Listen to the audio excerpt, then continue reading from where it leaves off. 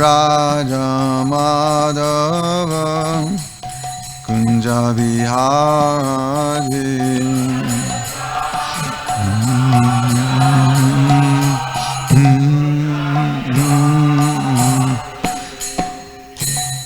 Jayam Vishnu Pad Paramahansa Vajracharya Ashtottara Sri Maharaj Divine Grace of Hai Charanarinda Bhakti Vedanta Swami Prabhupada Ki Jai Grantaraj Srimad Bhagavatam Ki Jai Harinam Sankirtan Ki Jai Srila Prabhupada Ki Jai Gaura Premanandi All glories to some of the Bodhis All glories to the Samal Bodhis All glories to the Samal Bodhis All glories to Sri Guru and Gauranga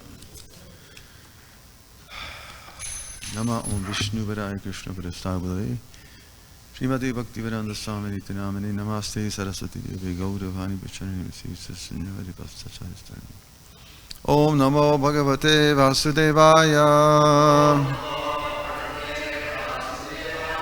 Om Namo Bhagavate Vasudevaya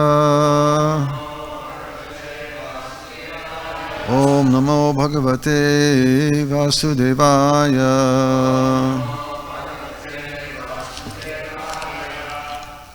Reading from Srimad Bhagavatam. Okay, third canto, chapter 14, entitled Pregnancy of Diti in the Evening. Text number 10, right? I believe so. Ditiruvacha Eshamang Tvatkrite Vidvan Eshamang Tvatkrite Vidvan Kamata Sarasana Kamata Samasana Dunoti Dhinam Vikramya Dunoti Dhinam Vikramya. Excuse me, I messed up there. Dunoti Dhinam Vikramya Rabham Iva Matangaja Rabham Iva Matangaja Ditiruvacha Eshamang Tvatkrite Vidvan Kamata Sarasana Dunoti Dhinam Vikramya Rambham Iva Matangaja.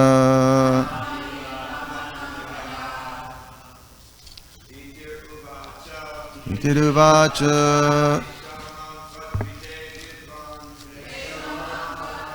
Vidvam Nada Sarasana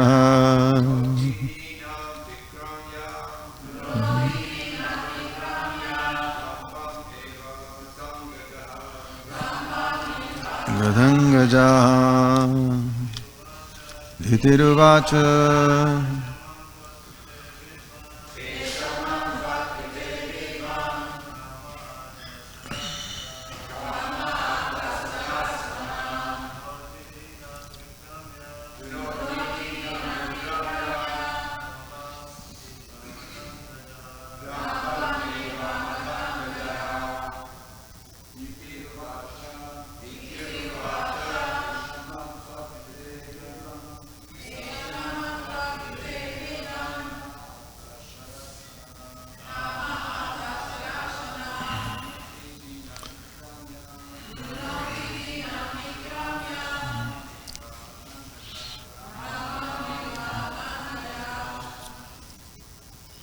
Ladies,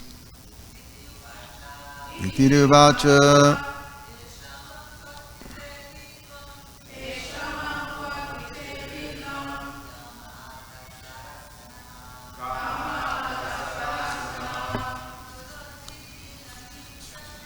Dunoti Dhina Vikramya Rambham Iva Matangaja Itiruvacha Eshamang Tvatkrite Vidvan Kama ata sharasana dunoti dhina vikramya Ramham iva matangaja Dhitiruvacha Ishamam tvatkrite vidvam Kama ata sharasana Dunoti dhinam vikramya Rambham iva matangaja Diti uvacha Beautiful Diti said Isha all these Mam unto me Tat krite for you Vidvan O learned one Kama Cupid Ata Sharasana taking his arrows Dunoti distresses Dhinam poor me Vikramya attacking Rambam banana tree Eva like Matangaja mad elephant. Translation and purport by His Divine Grace Srila A.C. Bhaktivedanta Swami Prabhupada Ki Jai. In that place, the beautiful deity expressed her desire. O learned one, Cupid is taking his arrows and distressing me forcibly, as a mad elephant troubles a banyan tree. Purport. Beautiful deity, seeing her husband absorbed in trance, began to speak loudly, not attempting to attract him by bodily expressions. She frankly said that her whole body was distressed by sex desire because of her husband's presence, just as a banana tree is troubled by a mad elephant. It was not natural for her to agitate her husband when he was in trance, but she could not control her strong sexual appetite.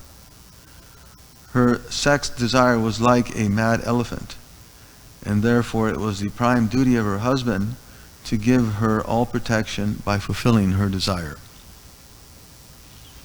Om Jnana Timirandasya Kinanjana Shalakaya Chakshunlitam Jena Tasmai Sigurve Gamagradivachalam Pangam Langayate Girim Yatki Pidhamande Siginam Dinatahanam Paramananda Marvam Sri Chaitanya Ishwaram.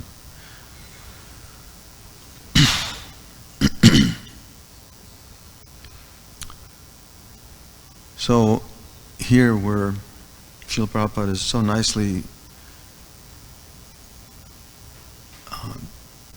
pointing out how important it is for the women class in society to be protected.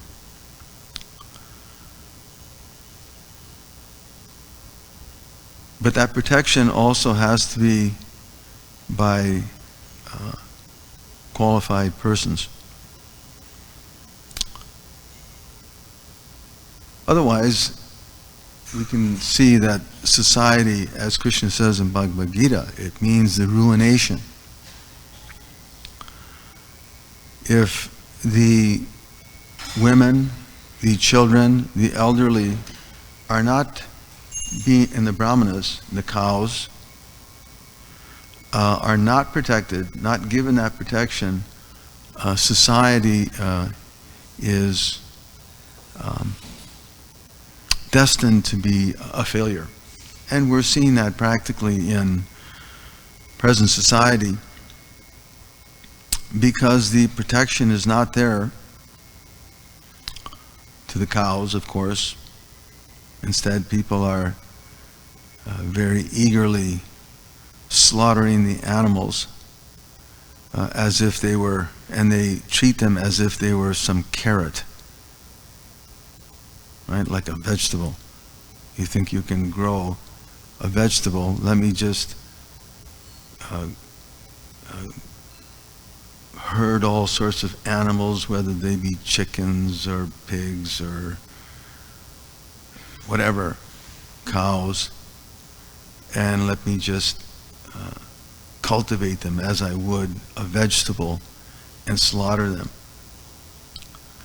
Or the elderly, if someone gets too old, they become useless, right? We don't need them anymore. Let's cut off all their benefits. I'm pretty old. That's an issue. But cut off all their protection.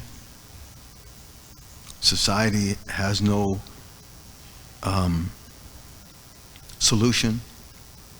Instead, let's put them in some house, some building, and just line them up and let them suffer their remaining days. I remember years ago,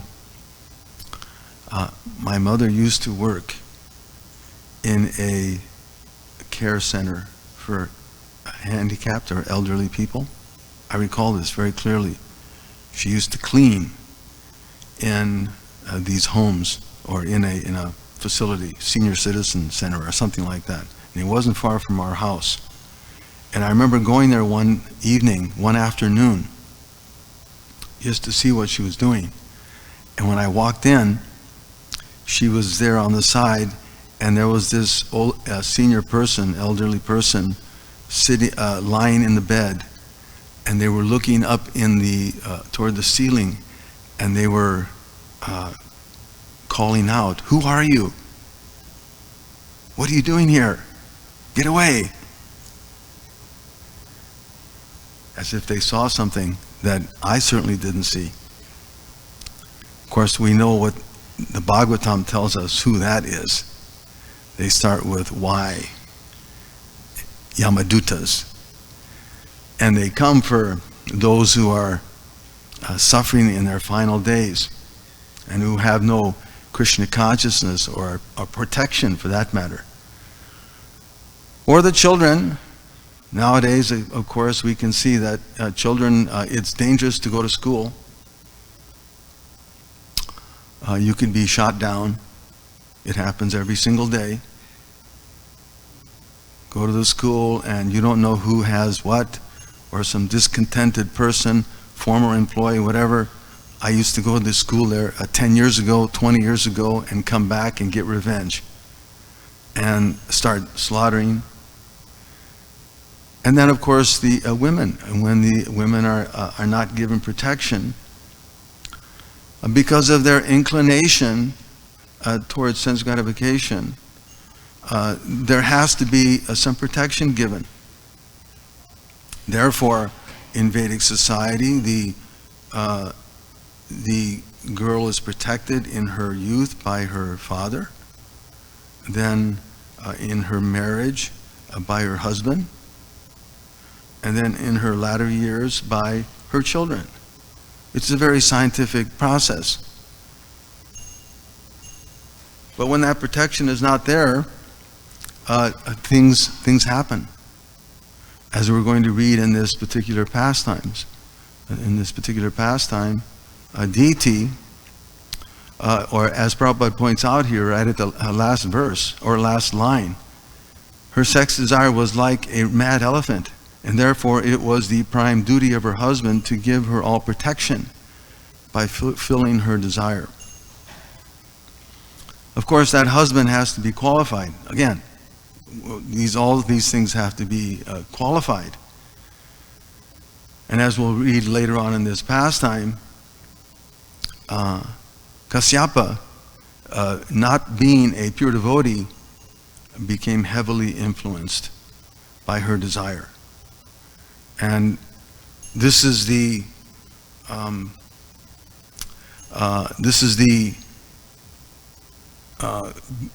greatest platform of enjoyment for the materialistic persons. Yanmaitinari grihyamadam sukham itucham. That satisfying that itch, because it's compared to an itching sensation. Trying to satisfy that itching sensation is actually the highest source of happiness for the materialistic person. It's just like if you have an itch on your hand and you scratch it, it becomes more and more agitated. It becomes aggravated, and more it becomes an issue. Not only is it an issue right in that spot, but it begins to infect the rest of the body, right? It becomes an open sore, and the whole system becomes disturbed. So when that itching sensation is not addressed properly, the whole of society becomes disturbed. We can see that practically. It's so crystal clear that when that itching sensation, which is the basis of materialistic life in the material world, this is their highest pleasure, and they're making so many plans, isn't it? Society is spending so much energy in plan making to try and satisfy that itch. Some or other. Let me get money, or beg, borrow, steal, whatever. We see in the Bhagavatam there's descriptions of that. How people become mad. Nunam pramatukura devi karma. They become maddened after sense gratification. Just like here Prabhupada gives the example of the mad elephant. Just as a banyan tree is troubled by a mad elephant. So when that desire is not controlled properly, when it's not regulated, as Vedic culture is so scientifically organized, that desire is to be regulated so that there's advancement. Instead, it becomes a great source of distress. Instead of enjoyment, it becomes a great source of distress. Oh my gosh, this itch is really, really bothering me. So there's so many plan making. I have to do so much to maintain it. I have to work so hard to the point where I'll cheat, whatever it takes to get that enjoyment. And we can see it again. It's crystal clear in society, in present day society, that the kripanas, kripana bahu dukkha bhaja, the kripanas, the miserly persons, the enjoyers, there's kripanas and there's mahatmas. The broad-minded persons, mahatmas, like devotees, and then there's the kripanas, the miserly persons, whose mind is crippled by sense gratification. Although they're not satisfied by this repeated enjoyment, still they persist. But the dhiras, those who are sober, they tolerate that itching, which is, on the other side, it's disturbing the fools and rascals. So the Vedic culture is so nice that by regulation, by following the rules and guidelines which are there in the Vedic culture and which are taught, they should be taught from the very beginning.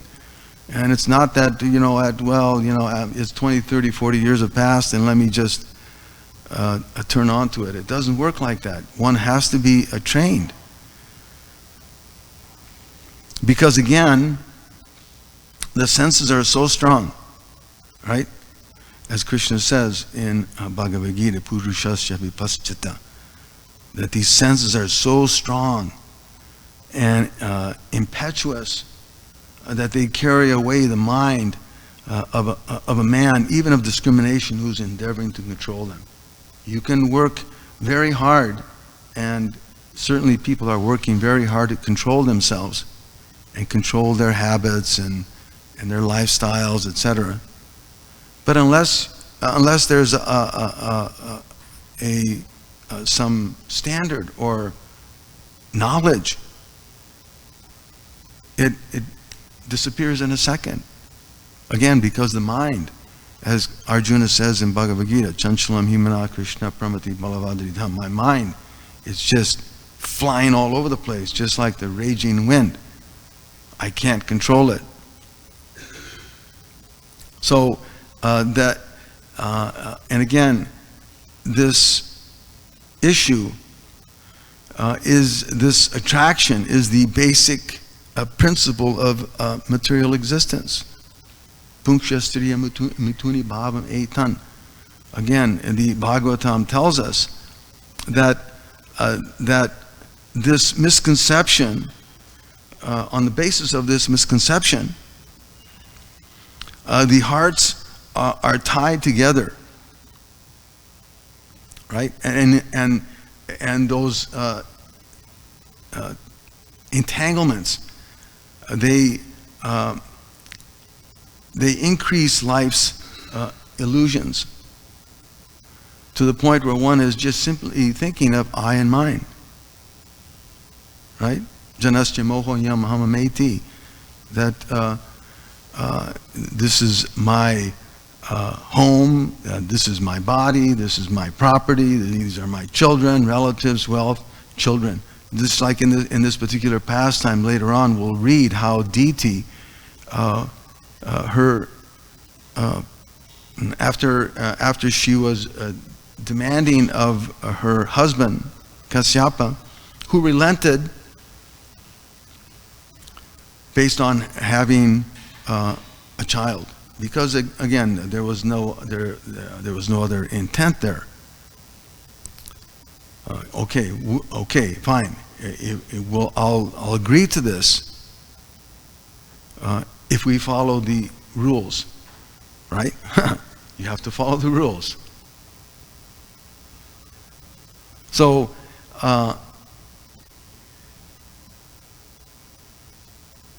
he agreed, and Prabhupada points out that because he wasn't a pure devotee, he was influenced by this situation. And later on, she was sorry for having disturbed him in his meditation by her faulty action, and maybe she had committed some offense to her husband. He was in his meditation and she broke him out of it. So she was repentant, and but she asked that you please protect my children, the embryos. And again, one is thinking in terms of I and mine. This is my child. They should be protected. And of course, Kasyapa tells her that, oh, well, this was a great transgression. These two children that will be born of this will be great demons, and we'll read about that in the coming chapters, Hiranyakashipu and Hiranyaksha. But because of your repentance and because of your lamentation and your faith in the personality of Godhead, your grandson will be a great devotee, Prahlad. So he gave her a benediction as a result of this. But again, the point of all of this is that if there's no regulation, without that regulation, as Krishna says in Bhagavad Gita, that jnana vijnananasanam, that knowledge and self-realization are destroyed. We can see it practically again, because people are again unregulated in their habits, their knowledge. No knowledge. There's nothing to speak of. People have they have no clue what to speak of self-realization. They're destroyed. Therefore, Krishna advises in Bhagavad Gita that, right, prashanta manasang hyenam, that you fix your mind upon me, and then you'll be quieted. The senses will be quieted. And we can again see that practically, that when you fix your mind upon one's devotional service, and those things in relation to devotional service, the mind and senses become quieted. They don't cause such a disturbance. Because again, there's no limit. There's no limit to those lusty desires, right? Rupa Goswami says like that. Kamadinam kotina katita palita duni deshas. He explains how there's no limit to the orders of lusty desires, unwanted lusty desires. We don't even ask for them. They come just out of the blue. Nobody's calling up an order. I need such and such. No, it doesn't happen. It just comes. It's just like bubbles floating to the top of water. They just all of a sudden pop into our brain. You're sleeping peacefully at midnight, and then all of a, there's maybe a little sound outside, and all of a sudden you wake up, and then all of a sudden the brain is inundated with all kinds of things that, where did this come from? Why am I all of a sudden so disturbed by these thoughts I can't even rest? And it takes hours to go back to this. Forget it, I'm not even going to go to sleep now. I'm just going to stay up. I think I'll just chant until I fall asleep, hopefully. So these things, they're coming. They're unwanted. We're not looking for them.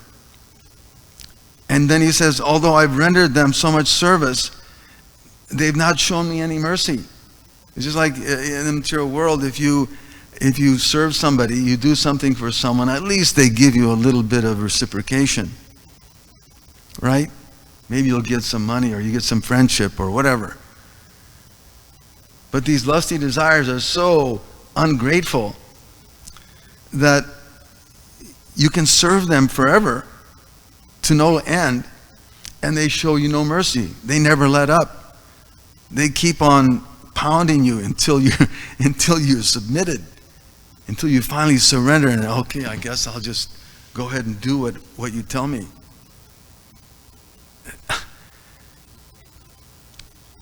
And neither have we been ashamed of serving them. At least, when you do some things, you get a little embarrassed. If you do something bad, okay, well, somebody has a little bit of sense, and they're embarrassed for what they've done. But we're so ignorant that I'm not even ashamed of having served them. Nor do I desire to give them up. Heck no. I may get drugged down to the lowest regions of life, living in a gutter, but I can't give it up. I need it. As if I need it. That is the great illusion.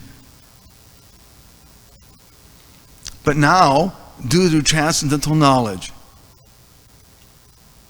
I refuse to obey them any longer. This is the wonderful gift of Krishna consciousness, that by receiving this transcendental knowledge, one will no longer refuse to obey these material desires that are constantly harassing us. And I'm coming to your lotus feet and offering myself. And simply engage me in your service and save me. This is the attitude of one who's truly engaged in higher consciousness, spiritual consciousness, Krishna consciousness. That when those desires come upon us, just as here, her desire was like a mad elephant. And we know mad elephants, they can cause great havoc. Therefore, it was the prime duty of the husband to give her all protection, which was his responsibility. But again, because he was not a pure devotee, he broke the principles by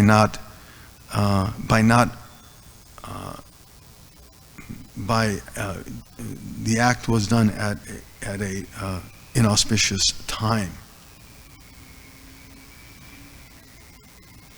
and he succumbed to it, and as a result, we know what happened. It's a great long story, but therefore we can understand that Vedic culture and the science of Krishna consciousness is so valuable, and it's so necessary to be distributed. It's so necessary to be exemplified. We can distribute it, but if we don't practice it ourselves, what is the benefit? What is the use? It's just a lot of words. It's just a lot of effort without any ultimate benefit. So one has to practice it as well. And this whole pastime is very instructive in that way. How by living an unregulated life, these senses become very disturbed. How by not engaging in the process of bhakti yoga, which purifies those senses, even great powerful yogis. Kasyapa was a very powerful personality, but he succumbed.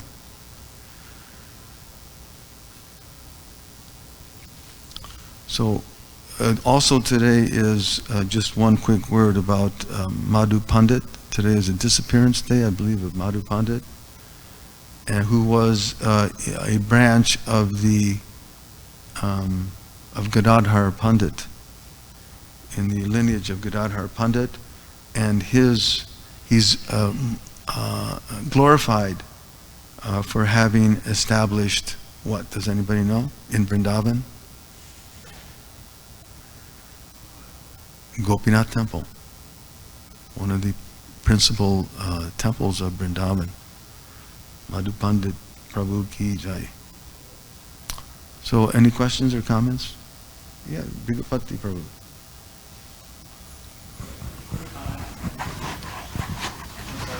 Distributing books at University of California, Fresno.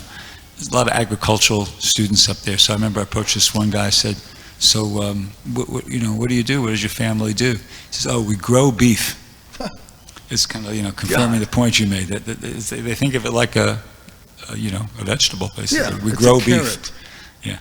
So here's my question: If Prabhupada in the purport, Prabhupada says it was the prime duty of Kashyapa Muni to give her all protection, if he would have stopped there, and if what Kashyapa Muni would have done was preach to Diti, try to talk her out of it, that would make sense to me. But Prabhupada goes on to say it was his prime duty to give her all protection by satisfying her desire.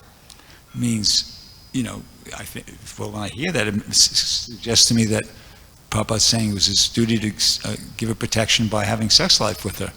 But then in subsequent purports, he's criticized as being a weak man because he, did that. So is Prabhupada being sarcastic here?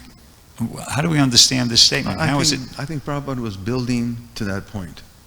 He's building upon this whole pastime. Initially, he's pointing out that it's the duty of the husband to protect the wife. And of course, the woman is thinking of ato griha kshatta shrutapta vittar. She's thinking of family, relatives, home, wealth, blah, blah, blah, blah, blah, on and on. And so as soon as one, otherwise what is the purpose of having marriage? It's to have children. And that the woman is the basis of that. So it's his desire to fulfill, or it's his responsibility to fulfill that desires, lest she become attracted to something else. Okay. Lest she become attracted to something else. And therefore, society, and thereby society becomes polluted. So it was his responsibility to give her protection. That is there. And then he goes on later on, like you say in subsequent verses, he points out that because he wasn't fixed in pure consciousness, he became he was weak, and he succumbed to her requests. He told her that no, we can't. But then again, because he wasn't pure in consciousness, he fell down. So what he should have done was something like explain to her that this is not a correct time. I'll satisfy your desire, but not right now. Well, he did. He told her that, yeah, you do at such and such time. This is when it's auspicious. But she insisted, and because he was weak, he agreed. And then later on, he pointed out to her that, well, because we had done this at inauspicious time, this is what's going to happen. We're going to be having demons. But because of your devotion to the personality of Godhead and your lamentation and faith, your grandchild will be a great devotee. So thank God we'll be liberated. Right? Right. We'll be liberated because that child is born in our family. Archita Prabhu has a question.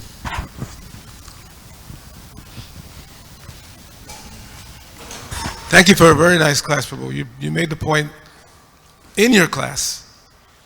But just to extend it, because Brigapati's question is definitely relevant, Prabhupada is not saying that he shouldn't satisfy her, just it should be done at the right time. And Prabhupada himself dealt with that situation in our movement. He said that if you're married to someone who's not following the principles, divorce is not condoned, but you don't engage in their fall down. In other words, you're not protecting somebody by falling down with them. Prabhupada made that clear. It's not that, oh, she's my wife or he's my husband, therefore, I have to go along with this. No. Prabhupada said no. Prabhupada said if the husband or wife deviates, you stay on the track, and you may even have to let them go away. Prabhupada told one Mataji, you live in the temple. After all, Krishna is your father. You live in the temple. If your husband is not following strictly, or doesn't want to follow strictly, you follow strictly, stay in the temple if you have to. So that point has to be made clear. Protection doesn't mean falling down with the person. That's not protection. Then neither of you are protected. How can you protect somebody if you're not protected? Our protection is following the principles and chanting Hare Krishna. So if we give that up in a so-called attempt to make somebody else feel good or not go away or whatever, then that's stupid. That's foolish. Prabhupada pointed that out. You stay strict, and if the person can't deal with that and they have to go away, let them go away. You stay in the temple. Prabhupada told one Mataji, maybe more than one occasion, but at least one I remember. He told her, you stay in the temple. Don't get divorced. We don't condone divorce, but stay in the temple. Krishna is your father. You serve your father. You serve Krishna in the temple. And if he wants to go away, let him go away. Not that you're going to try to keep him by falling down. And then he will still go away because the person is not fixed. Somebody who's not fixed, who knows what they'll do? They'll do anything. So you can't try to save them by falling down with them. It's not going to work.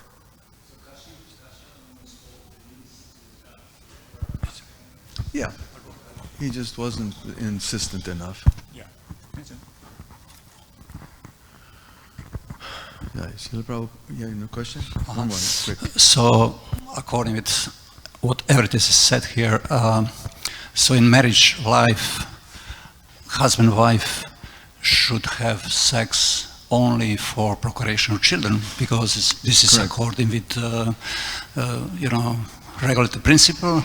So if they have sex outside of that, just for satisfaction, Listen. they're in trouble. Yeah. So they're not protected. They don't protect one another. So they gave the consequences, like what is explained in these books. No, maybe in that degree, to make big demons, but everything is inauspicious. This is fact. So everybody should follow that in marriage life, and everybody be happy. It's very clear. Thank you very much. Srila Prabhupada ki jai.